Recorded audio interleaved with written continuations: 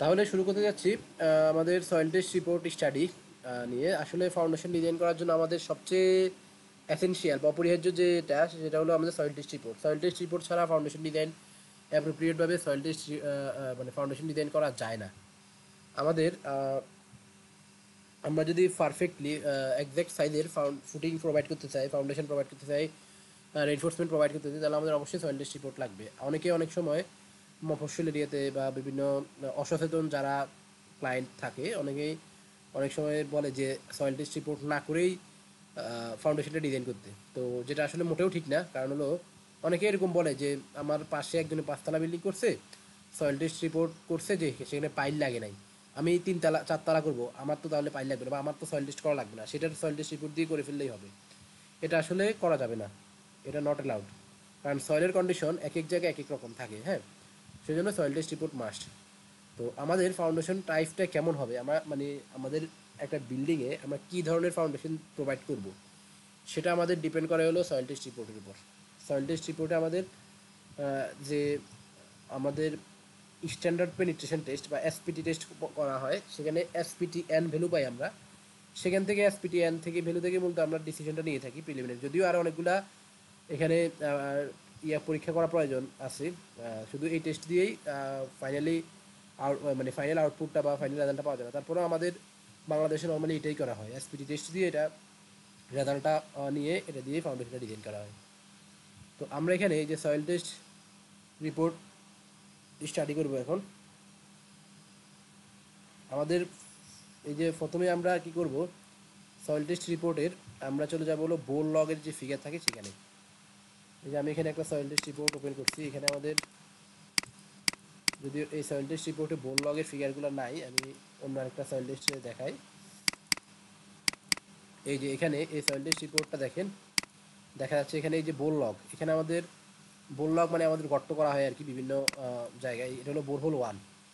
Borehole ওয়ানের মধ্যে আমাদের বিভিন্ন ডেপথে এসপিটি এর মান কত সেটা আমাদের এটা আমরা এখানে থেকে পেয়ে যাই, এবং সেখানে সয়েলের কন্ডিশন কেমন সেটা আমরা এই যে এই টেবিলটাতে পেয়েছি। এখানে হলো এইচডিএল, এটা হলো এক্সিস্টিং গ্রাউন্ড লেভেল। এখানে আমাদের clay seal very soft soil, হ্যাঁ, এবং সফট ব্রাউন কালার এটা। এবং এখানে আমাদের এই যে এই এসপিটি ভ্যালুয়ের মান দেওয়া আছে, আর এটা হলো হাইট 1.5 মিটারে আমাদের এসপিটির মান 3, 3 মিটারে এসপিটির মান 2, 4.5 মিটারে 2, 6 মিটারে হলো 5, 7.5 মিটারে 10, এভাবে এসপিটির মানগুলো আমাদের দেওয়া থাকে, হ্যাঁ। তো এখান থেকে আমরা এই যে ডিসিশন আসতে পারি আমাদের কী টাইপের ফাউন্ডেশন হবে। ওকে, তাহলে এটা একটা প্রথমে আমরা এটা দেখবো বোরহল। অনেকেই কী করে এগুলো না দেখে সাজেশনটা সরাসরি দেখে ফেলে, যেটা আসলে দেখা ঠিক না। সাজেশনটা সরাসরি দেখলে যেটা হয় সেটা হলো ওইখান থেকে আসলে মানে ডিটেলস বোঝা যায় না আমাদের ইয়ে থেকে, হ্যাঁ। সেজন্য আমরা বোরহোল দেখবো, এরপর টেবিল থাকবে, আমাদের টেবিলটা দেখবো আমরা। এই যে এরকম টেবিল থাকবে, টেবিল দেখবো, এগুলো দেখে আমরা আসবো আলটিমেট ডিসিশনে। ওকে, তাহলে এই যে আমি এখানে যা লিখেছি যে first of all we will go to go soil test report bore log figure, then we will see the SPT and value at different depth, then we will decide about the foundation type. তাহলে আমরা SPT and value দেখে এরপর foundation type সম্পর্কে ডিসিশনটা নেব। Normally for foundation where we want to provide shallow foundation, আমরা যদি shallow foundation provide করতে চাই, মানে শ্যালো ফাউন্ডেশন বলতে আইসোলেটেড ফুটিং, মানে ফুটিং আর কি। ফুটিংটা বিভিন্ন ধরনের, isolated footing, rectangular footing, square isolated footing, rectangular footing, strap footing, তারপরে কম্বাইন্ড ফুটিং, এগুলো হতে পারে।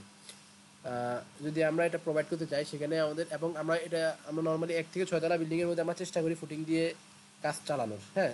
মানে সয়েলের কন্ডিশনের উপর ডিপেন্ড করে আর কি। তো সেখানে আমাদের মিনিমাম এসপিটি ভ্যালু হলো আমাদের 4, আমরা মানে 4 লাগবে। 4-এর নিচে হলে আমরা ফুটিং প্রোভাইড করি না নর্মালি। মানে যেখানে আমরা এসপিটি ভ্যালু 4 পাই সেখানে আমরা ফুটিংটাকে রেস্ট করতে পারি। 4 পেলে, 4-এর নিচে পেলে রেস্ট করানো ঠিক না, মিনিমাম এটা, হ্যাঁ।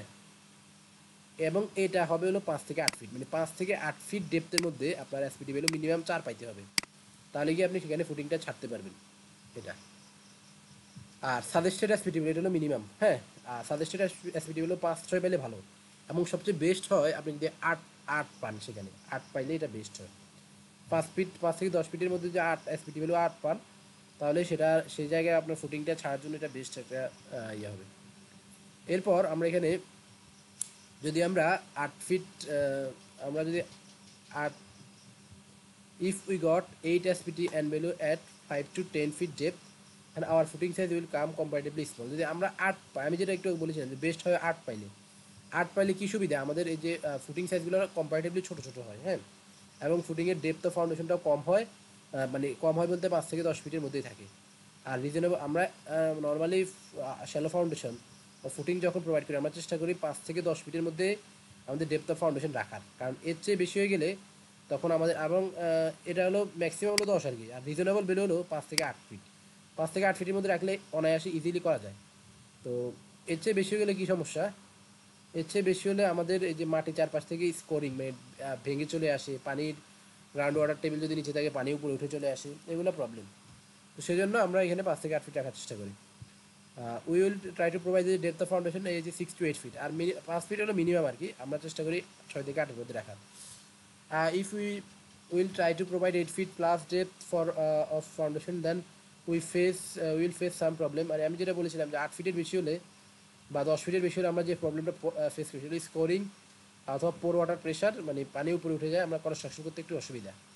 এবং এখন আপনি যদি চান, এখন প্রশ্ন হলো তাহলে কি আমরা 10 ফিটের বেশি শ্যালো ফাউন্ডেশন দিতে পারবো না? পারবো।